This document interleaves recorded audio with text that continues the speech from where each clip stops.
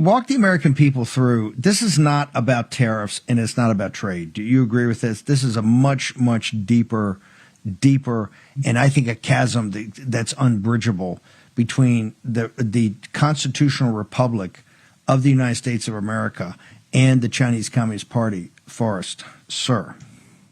Absolutely. This is definitely a war between the good and evil.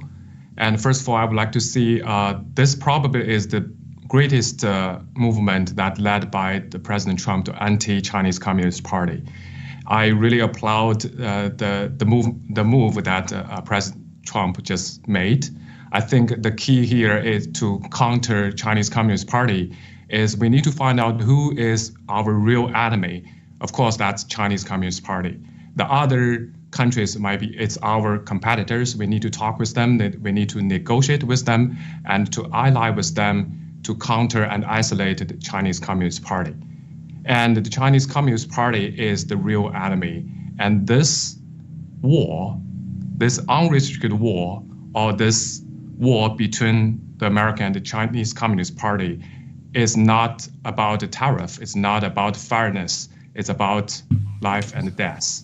So that's how important it is. I would like our audience to understand this.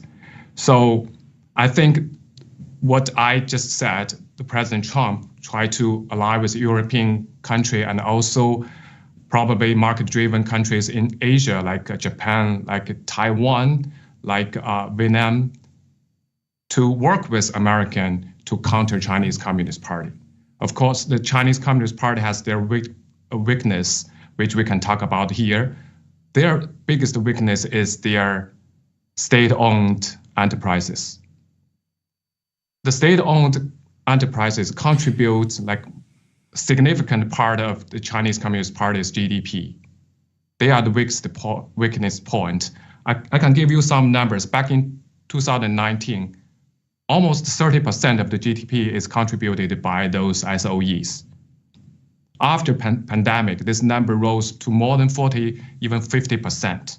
That tells you how much economy is relying on those state-owned enterprises. But those state-owned enterprises, they are heavily rely on the monetary policy, meaning if there is any fluctuation in the currency, they will have trouble because all their employees is relying on their wages. If there is any fluctuation in the currency or if the RMB devalues, then it will impact their purchasing power. It will impact their operation. So we all know CCP manipulate their currency. They have a dual system, which has an onshore and offshore currency. That's where they manipulate the currency with US. They have done internal studies. If that value gap more than 35%, then CCP is over. With the current tariff, basically we reduce their dollar income rapidly. So I don't think the Chinese Communist Party will survive. This is the key. So if their SOE has trouble, then it will start the social unrest and also the people. And also one more thing is they have done studies. More than 80% of the Chinese people, even high percentage of the officials, CCP officials, actually, they believe in the US. They actually they admire the US system. They basically have American dream.